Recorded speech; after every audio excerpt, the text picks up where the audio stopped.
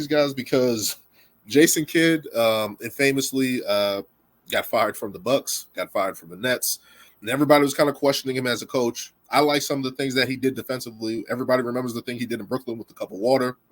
He's telling the player to hit him so he can come out play, and they have to clean up the court. Mind stuff that you don't think of, but Jason Kidd being a guy like, hey, we don't have a timeout. Let's figure out a way to do this. And he did it, and it worked. So looking at what Jason Kidd's history has been with the Bucks and the Nets, very divisive figure. It seems like people were saying that he was going to be on the hot seat if things weren't turned around this year. What do you think about Jason Kidd and the job he's done in Dallas? And we'll get into Joe Mazzulla, but what do you think about Jason Kidd so far? I think it's been a great job considering, though, having this team getting made over essentially overnight, in a sense, making these big key additional moves at the trade deadline, revamp their whole identity. Now you got them here on the final stage, right? Something that people didn't think. I mean, when they made the trade for Kyrie, people thought it was ludicrous. I thought it was crazy too. Well, I didn't think it was crazy mostly because of the style of play. I thought that it could mirror what LeBron and Kyrie were, just that they don't play defense. Well, Luka don't play defense like LeBron does. But, hey, they're going to be good. They'll be good. And then we got to take into account that they traded Dorian Finney-Smith. They had no resistance on the perimeter. None. Everybody was bothering. So, hey, and Dorian Finney-Smith was a big part of what they did defensively. He was a big part of what they did defensively. So trade him is like, yeah. But then, hey, they got PJ Washington in the trade. They got, on the minimum, Derek Jones. So kudos to Jason Kidd, man. Like, he's doing a really, really good job. He's made some really good adjustments in these as the playoffs have progressed.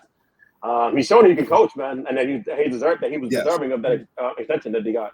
And I think part was because he came up in the Laker rumors as well. So they was like, we don't want that. So we'll lock him up in the extension. Hey, the one thing Mark Cuban's going to do is spurn the Lakers or anybody who wants to get his guy. Like, he's going to do that. he has a hatred towards LA ever since the DeAndre Jordan thing. So, but yeah, Jason Kidd, as you said, he's been great. And I always thought that he was a good defensive coach and somebody that, and again, Dallas did a good job, I think, by hiring because he is a point guard. So him tapping into Luka in those certain aspects, saying, hey, get the better feel for your teammates in the game and stuff like that. And Luka was always a playmaker and stuff like that. But I think getting even him, Luka Doncic, Kyrie Irving to buy in defensively at times, to hold up defensively and fight. And you've seen that in this playoffs. You've seen it in the sideline interviews when they have Kyrie Irving. Kyrie Irving's mentioned in defense. I believe there was a camera cut of him talking to his teammates like, hey, we got to fight. We got to fight on the defensive end. So getting those guys who aren't defenders at all, who are not defenders at all, to buy in on that end, that's kudos to Jason Kidd because it starts with him. And, of course, you got the guys like P.J. Washington and Derek Jones Jr. who's getting after it. You got Lively and Gafford up front who are protecting the rim. Makes it a little bit easier, but to get those guys to buy in, I think is impressive, man. Kudos to him. He got the extension. They got to the finals. I can't say enough about Jason Kidd. I think his progression as a coach has paid dividends for the Dallas Mavericks, and they're reaping the benefits right now. And remember, Giannis was mad when they did it. When he got let go. Yep. He was very instrumental in Giannis' development as a player. So I think that goes a long way. And it's crazy because he was upset about that, but then he turned around and won a championship. So even though that was his guy, it's funny how things work. Like Jason Kidd was probably one of his favorite coaches. Maybe something to look at. And there was always those rumors of Giannis going to Dallas as well with his contract before he extended. So there's all these tidbits here. There's all these little tidbits here that are hanging out there. But let's get to the flip side of Joe Mazzulla, hired 2 years ago, obviously after Ime Udoka was suspended and ultimately fired from the Boston Celtics. Came in like a fish out of water. Everyone had questions. Of course, they got to the Eastern Conference Finals, and everything fell flat on their face last year. He has another chance here again. He gets to the finals again. What do you think about Joe Mazzulla persistence in this whole thing and getting back to the finals and, well, reaching his first finals? And just all the stuff that's thrown at Joe Mazzulla, because I think the media has attacked him. People are flat out Perk. You got Perk on First Take, call him an idiot and all this stuff on NBA Today. People have been questioning Joe all season. What do you make of Joe's persistence throughout the season? I mean, Joe, like you said, like this wasn't like an easy job he literally like got it like overnight after a scandal broke with Ime Udoka, right? He just got birthed into that position.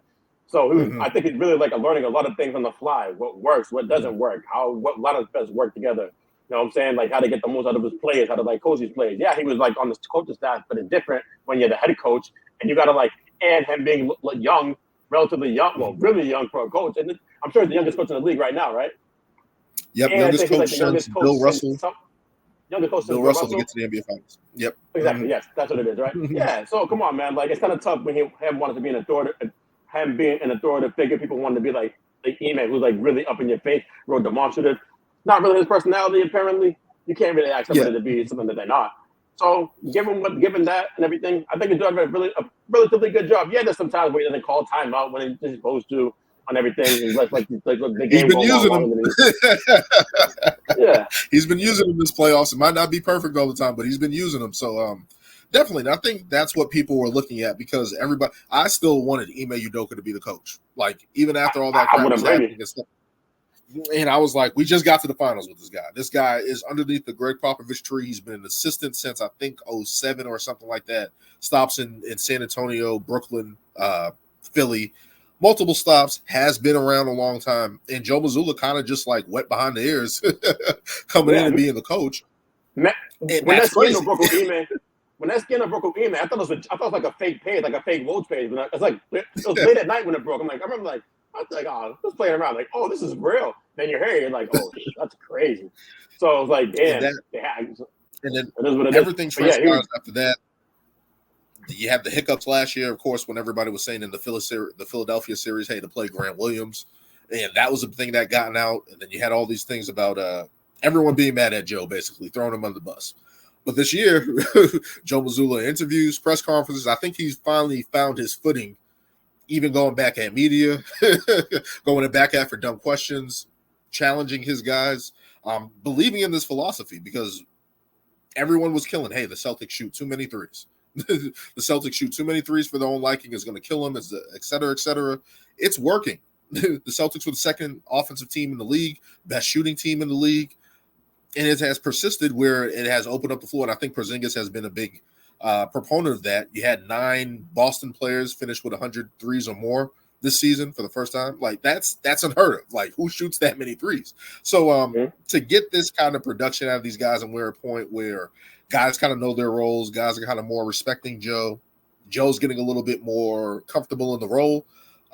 Kudos to him, man. Because again, I don't know how many guys would have just been able to come in and just been like, "Hey, I'm a coach now," and been an assistant at other stops, not even in the NBA. These like he was on the college level, being an assistant and stuff like that. Comes up here and now has the Celtics in the NBA Finals again since 2022. Recently, this team is pretty good, but it's not easy to coach guys that are egos and have all these persist. Like we've seen coaches come into situations and fail. Frank Vogel. And with the Phoenix just now, like coming into that role where it's very dynamic and you have to manage all these egos and personalities, it's not easy. So for Joe Mazzulla to stay around and stick around and get it done, kudos to him, man. Kudos to him. Yeah, man. Like dealing with personalities is not multiple personalities. There's very like contrast and everything. It's hard to do. Yeah, and I think that he's got great support from Brad Stevens by putting up the proper coaching staff around him, people that can like be in his ear, give him some advice. He's taking advantage of his resources. I'm not even gonna lie. When Joe Mazzulla got the job, I'm like, why isn't Brad coming back? I was like, if we can't find a coach, if we're not gonna get Greg Popovich, if we're not gonna if we're not gonna pull Ty Lue or get a coach from a different team, like, why isn't Brad Stevens coming back? Like, I was worried because it's like, yo, we just got to the NBA Finals. Brad must have been stressed as hell during his 10 years of coaching. Well, at least in the later years, if he didn't want to come back and coach. Yeah, like it's just wild. It's just wild, and especially with the turnover with the team, trading Marcus Smart, Malcolm Brogdon, Robert Williams, getting Drew Holiday, getting Porzingis. Kudos to Brad Stevens. I believe he won Executive of the Year as well. So it's like just him putting that together, being able to put all the moves that he wanted to do for a little while in place, getting Joe up to speed. Joe Mazzulla hanging tough, fighting through all the fire, gaining the Celtics respect. We're here in the NBA Finals, man.